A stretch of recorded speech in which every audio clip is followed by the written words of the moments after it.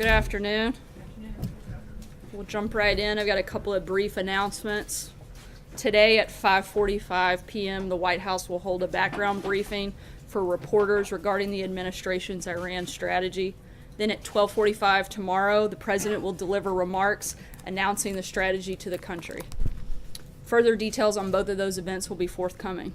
Until then, I know you guys have lots of questions, and although I really enjoy answering them every single day, especially your more serious policy-focused questions that we tend to ask in here, I thought it would be nice, since we're at the White House and we have the option of calling in the Marines, that today we might call in one of our favorites, General Kelly.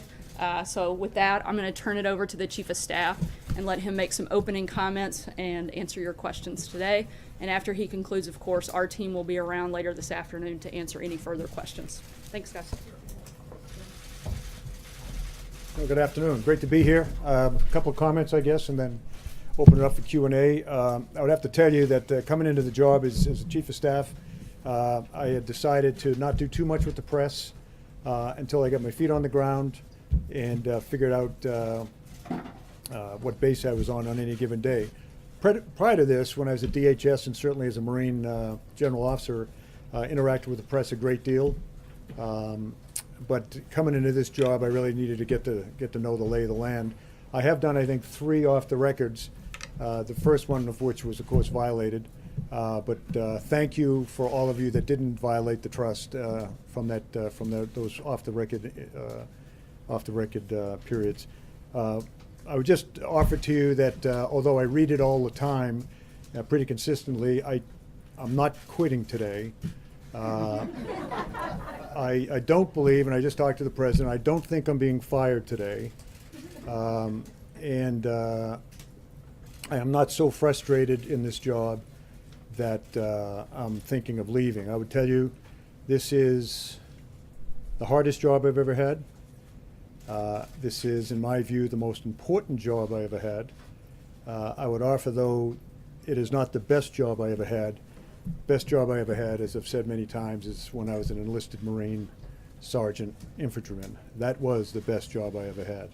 So unless things change, I'm not quitting, I'm not getting fired, and I don't think I'll fire anyone tomorrow.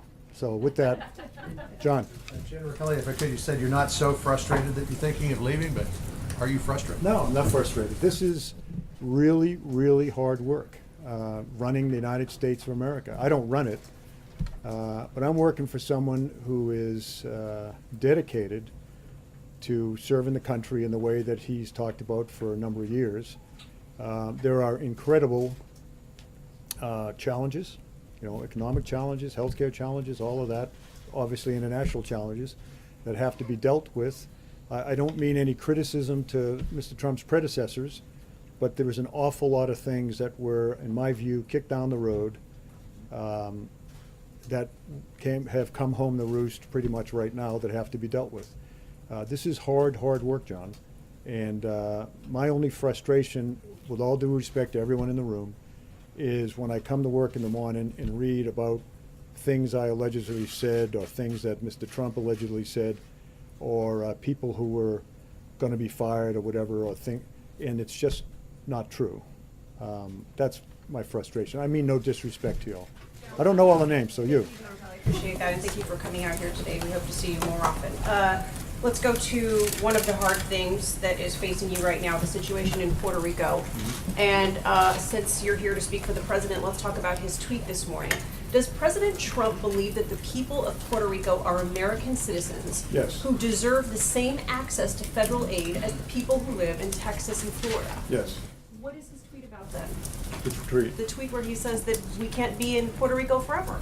I think he said the U.S. military and FEMA can't be there forever. Right? He did, yes. Okay. First responders, First FEMA responders. and The minute you go anywhere as a first responder, and this would apply certainly to the military, you are trying very hard, working very hard to work yourself out of a job. There will be a period in which we hope sooner rather than later to where the U.S. military and FEMA, generally speaking, can withdraw because then the government and the people of Puerto Rico are recovering sufficiently to start the process of rebuilding. I just got off the phone. I've talked to him many times with the governor of Puerto Rico. Great relationship. President deals with him periodically. We saw him when we were down there last week.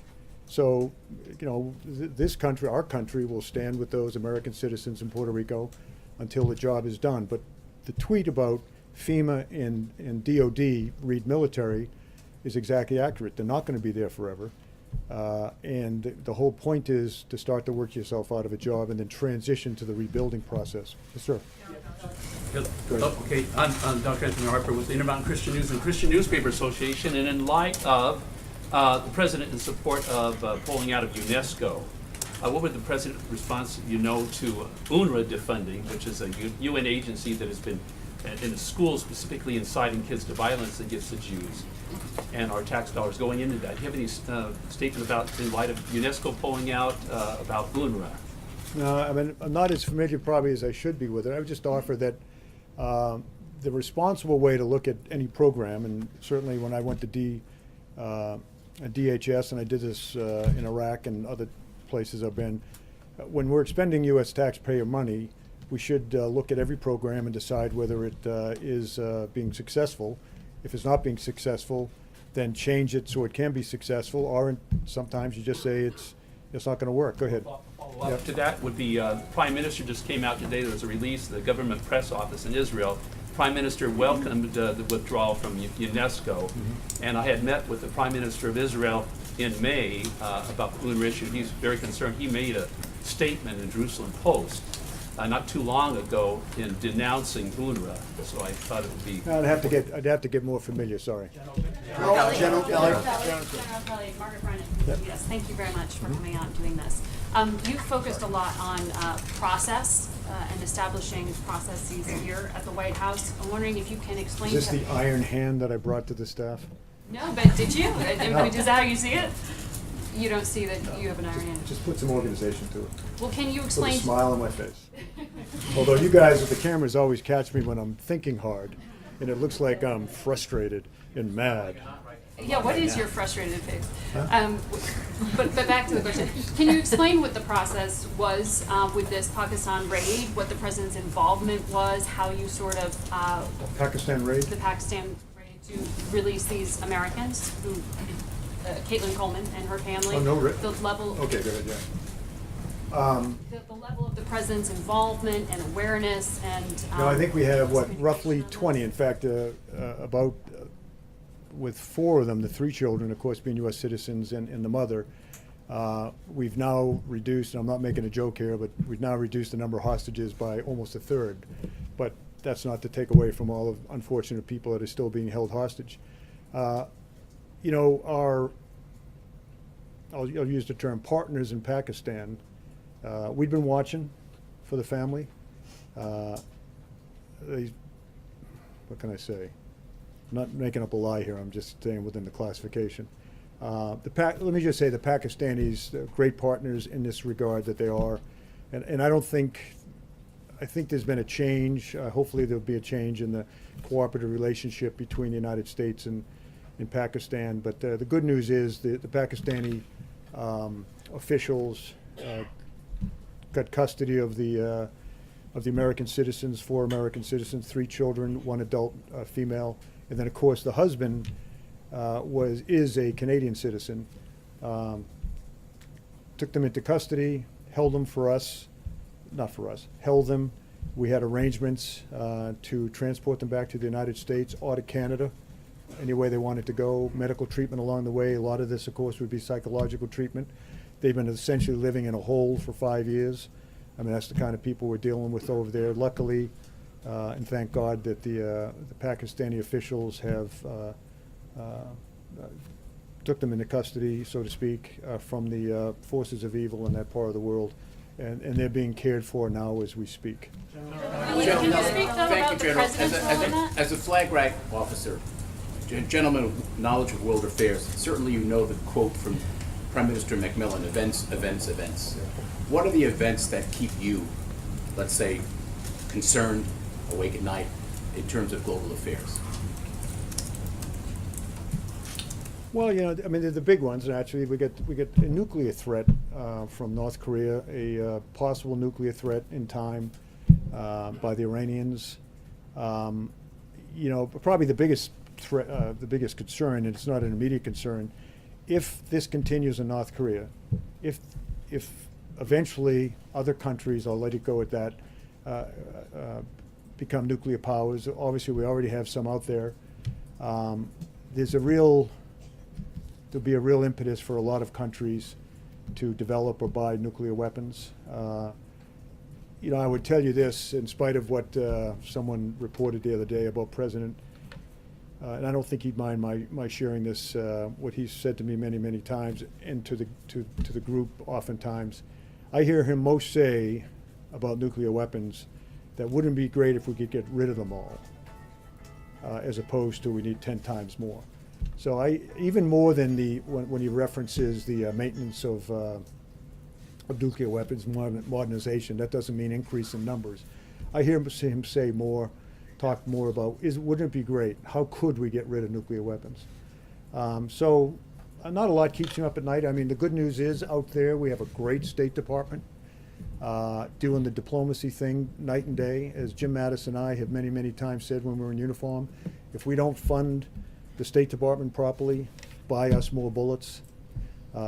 So out there in the world, you've got the State Department doing what it does every day, and all the rest of the great Americans that are working those kind of issues. And you got the U.S. military, the greatest military on the planet. We don't like to think in terms of things turning military, but that's always an option. The great thing about our military is it's a real deterrent factor around the world, whether it's nuclear deterrent or conventional deterrent.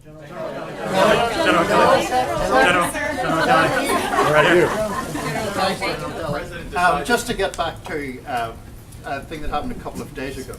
The president tweeted, the problem with agreeing to a policy on immigration is that the Democrats don't want secure borders. They don't care about safety for USA. Do you think that's a fair characterization?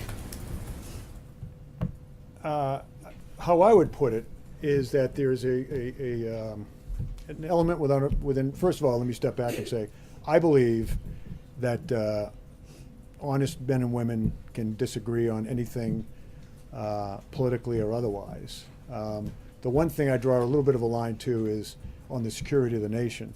There are certainly people in our country that have the opinion that that open borders or near open borders are fine. People should be able to come and go. There are others, myself included. You can bet the president. But I think the majority of Americans feel as though security on the borders is important. Now, how you achieve that is a different story. I believe I have great relationships with the Mexicans. We have great relationships with the Mexicans on the border. They're in the counter-drug fight with the United States. In fact, in my view, suffer more from the our drug demand, which we don't seem to address. We're trying to now under the Trump administration. But places like Mexico, Central America suffer more from our drug demand and do more in many ways to stop that drug flow than we do in our own country. I was recently down in Mexico before I took this job and flew into Sinaloa and saw Mexican military risking their lives, pulling out tens of thousands of poppy plants that are eventually turned into heroin and eventually consumed by Americans. But we need to secure our borders, and that includes the maritime, our ports. We have unbelievably dedicated men and women, CVP, DHS, that are doing that every day. We need to reinforce what they're doing down on the border. We definitely need more wall or physical barrier. We have about 600 miles of that border now secured by some type of physical barrier. By the way, the Secure Fence Act in 2006, you ought to check it out. Who voted for that? Certainly Senator Obama did, I believe, Senator Hillary Clinton, Senator Chuck Schumer, all voted for it. And we have a worse situation on our southern border. And I'm condemning Mexico here again. They're great partners, but we have a worse situation on our borders 10 years later, yet there's this unbelievable resistance to securing our border. And again, some of that is physical barrier. All of that for sure is people, technology, things like that. So we have to secure our borders. And this includes, as I say, our ports, New York, Boston, Houston. Don't have nearly the issues on the northern border with Canada, Great partnerships there, but the problem with our southern border is the drug flow, and the illegal immigration flow rides on a network that right now comes up through into the Western Hemisphere from abroad, up through Mexico, Central America, Mexico, and into the United States. Got to do something about it. Yes, sir. You talk about frustrations. Peel back the curtain for us, since you're in a first row vantage point with the president. What are his frustrations right now? And secondly, a big decision that's going to be upcoming is the Fed chair position, possibly here in the next few weeks or upcoming months. Where does that stand? How actively is the administration engaging that at this moment? One of his frustrations is you, all of you, not all of you, but many of you. As I say, when I first started talking, again, I'm a reasonable guy, but when I read in the morning, I read well, I won't tell you what I read, but and watch TV in the morning, it is astounding to me how much is misreported. I will give you the benefit of the doubt that you are operating off of contacts, leaks, whatever you call them. But I would just offer to you the advice. I'd say, maybe develop some better sources. Some person that works way down inside an office, or just develop some better sources. The Congress has been frustrating to him. Of course, our government is designed to be slow, and it is. His sense, I think, as a man who is outside of the Washington arena, a businessman, much more of a man of action. I would say his great frustration is the process that he now finds himself, because in his view, the solutions are obvious. Whether it's tax cuts and tax reform, health care, infrastructure programs, strengthening our military. To him, these all seem like obvious things that need to be done to protect the American people, bring jobs back. These are all the things that he sees as vital to protect the American people, to advance American economy and whatnot. And the process is so slow and so hard sometimes to deal with. So I think those two things. And the Fed, where does everything stand with the Fed right now? Are you guys days away, weeks away? Some time away. I mean, there's still ongoing interviews, but every candidate. I mean, I'm trying to learn about things that have to do with what you're talking about. But all of the people that have been in to interview have been really first-round draft choices, and we have more to come. And it's a very measured process. He has great, obviously, advisors to help him make that decision. Thank you. President Trump Are the people in the has- front row like the most important people, or is it? Not at No, all. seriously, how do you end up? We're the cannon fodder. We're the first in line when they start shooting. Okay. General Kelly, thank you so much, and thanks for being here today. President Trump in recent days has gotten into a bit of a war of words with Senator Bob Corker, the latest Republican who he's had a public feud with. As his chief of staff, are you concerned that he's jeopardizing his agenda by feuding with members of his own party? I'm not. I mean, he's a straightforward guy. The president is. That's the one thing I've found he is. I have found him, 9 weeks in the job, willing to work with anyone to advance the agenda being what's good for America, what protects America. You've seen him reach out to these people on the other side of the aisle. I think, not to get into, well, let me just say that when members of Congress say things that are unfair or critical, the president has a right to defend himself. When I read about things that are what I would perceive to be unfair or critical, unnecessarily critical, I will call members of Congress and just ask, is there anything I can do to help you with that misconception you have, or maybe explain to you why I did this or that. Oftentimes, members of Congress that I talk to will say, geez, I didn't realize it came out that way, I'm sorry, or no, I meant it. But it was kind of a grown-up comment, and so I'll take that to the president and say, but then there's others that are, as the president would say, grandstanding. I'm not saying Senator Corker's that way, I'm just saying that some people grandstand and kind of enjoy the attention. Have you Of course, called I've Bob talked to But in Senator the wake Corker. of this recent I've talked to Bob fight? Corker, yeah. And do his tweets make your job more difficult, General Kelly? No. No. I mean, the job of the chief of staff is to staff the president, give him the best advice, or go get the best advice I can give him, help him consume advice, help him work through the decision-making process in an informed way. But that's my job, and that's what I do. General, one question on Cuba, if I may, sir. The question on Oh, Cuba. you got it next. I'll go to Thank you you. next. Is it me or him?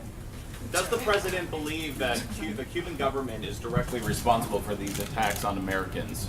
And does the president plan on closing the U.S. embassy in Cuba? And is the president aware of the visa crisis for All Cuban right, what's the families? rule? How many questions can you ask? We believe that the Cuban government could stop the attacks on our diplomats. Now you. We're waiting for the president to make a decision tomorrow about the Iran nuclear deal. Can you talk broadly about the strategy to counter Iran nefarious activities in the region? And will you list the Revolutionary Guard as a terrorist organization, as some member of the Congress has suggested? I think I know that we have great partners in the Persian Gulf region, the Arabian Gulf. Clearly, we have a war that we're seeing every day being won in Iraq against ISIS. I mean, in the last 9 months, I never thought I'd ever feel sorry for them, but they're getting crushed every day. The caliphate's gone.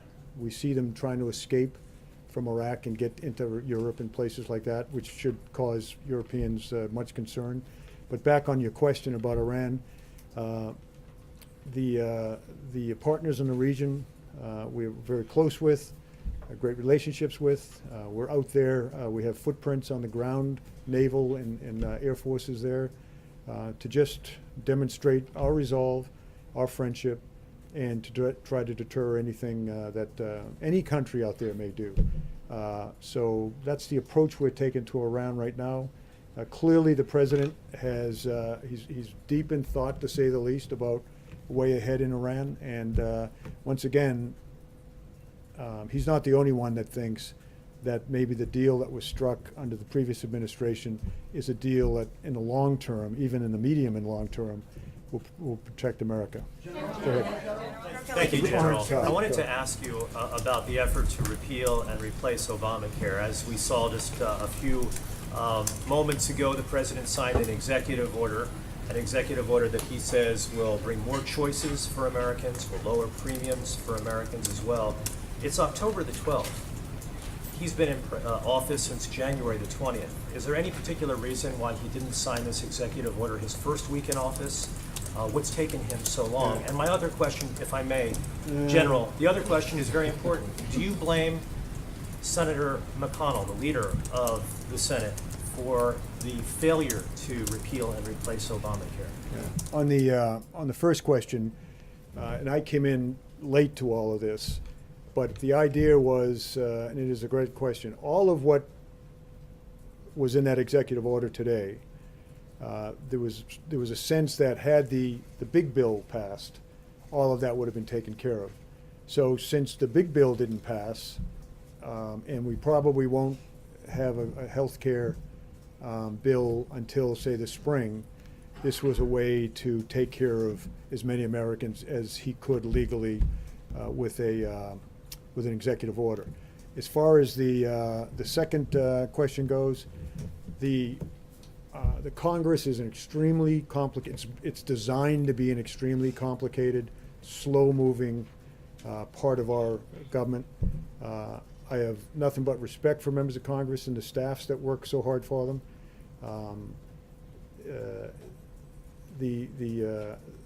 Sometimes it's like talking to Nancy Pelosi once. She's the leader, but boy, is it really hard to lead. I'd say the same thing about the majority leader in the Senate.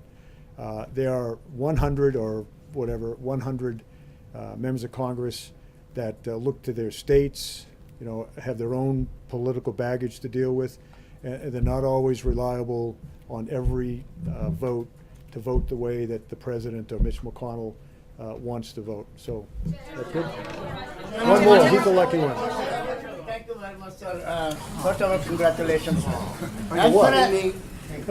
For the new job. Yeah. So as far as U.S.-India relations are concerned, recently many tragedies have taken place here, and Indian American community in India paid a tribute on 9/11 at the Georgetown University in cooperation with the Indian Embassy and also at the Gandhi Center as far as the tragedy in Las Vegas is concerned. My question is that Indian Ambassador Mr. Sarna said that time has come now. U.S.-India should stand together against all these terrorism. And same thing, Prime Minister Modi, when he was here at the White House, he told President Trump that India is with the U.S. anytime, anywhere as far as fighting against terrorism. So where do we stand, sir, today as far as U.S.-India relations are concerned? By the way, as I listened there, that face I had on was my listening intently face. The United States of America will stand with any country against terrorism. We stand with countries we're not so friendly with, and we stand with countries that we're extremely friendly with like India. This cancer of terrorism, as we crush it in the caliphate, as you all know, is moving in other directions, to include the West, into Western Europe.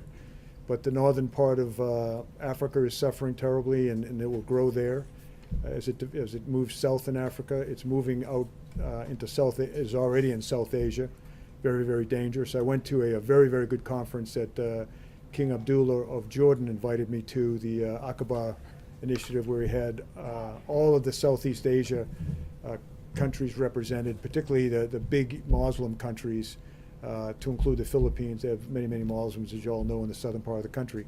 And the discussion was, what do we do as this, ISIS form of terrorism, cancerous, metastasizes in those parts of the world? And these countries are very, very afraid of that, because they've had to deal with it locally, but not, if you will, a threat that will go into places that typically you don't normally see Islamic terrorism thrive. So again, I would say that the United States will work with any country, does work with every country that is trying to get its arms around terrorism of all kinds. And there are different types. It's not all religious-based. There are various types of terrorism, but that would be my answer. But I think that... So, sir, is President Trump going to visit India? Is President Trump going to... Someone asked me then. Yeah. Thank you, General Kelly. I have a question about the tweets. That's a big part of this administration. Do they get you by surprise, and are they official statements? And on the war against North Korea, what are the chances? Should the American people be worried about the war? That's two questions. Yes. Which one should I answer? Both. The American people should be concerned about a state that has developed a pretty good ICBM capability and is developing a pretty good nuclear reentry vehicle. I would believe, I think I speak for the administration, that state simply cannot have the ability to reach the homeland, and for that matter, the homeland. Right now, there's great concern about a lot of Americans that live in Guam. Right now, we think the threat is manageable, but over time, if it grows beyond where it is today, let's hope diplomacy works. As far as the tweets go, it's funny. I read in the paper. You all know, you write it, that I've been a failure at controlling the president, or a failure at controlling his tweeting and all that. I was not sent in, or I was not brought to this job to control anything but the flow of information to our president, so that he can make the best decisions. I have found that Mr. Trump, from the day I met him, he's a decisive guy. He's a very thoughtful man, I should say. He takes information in from every avenue he can receive it. I restrict no one, by the way, from going in to see him. But when we go in to see him now, rather than onesies and twosies, we go in and help him collectively understand what he needs to understand to make these vital decisions. So again, I was not sent into or brought in to control him, and you should not measure my effectiveness as a chief of staff by what you think I should be doing, but simply the fact is I can guarantee to you that he is now presented with options, well thought out options. Those options are discussed in detail with his team, and then he comes up with the right decision. But it's always, always, always focused on protecting America and in advancing America's economic development, jobs for America, safety for Americans. And with that, I'll let you go, and I enjoyed reading about it tomorrow. Thanks a lot, everyone. Presidents should lose their license, sir.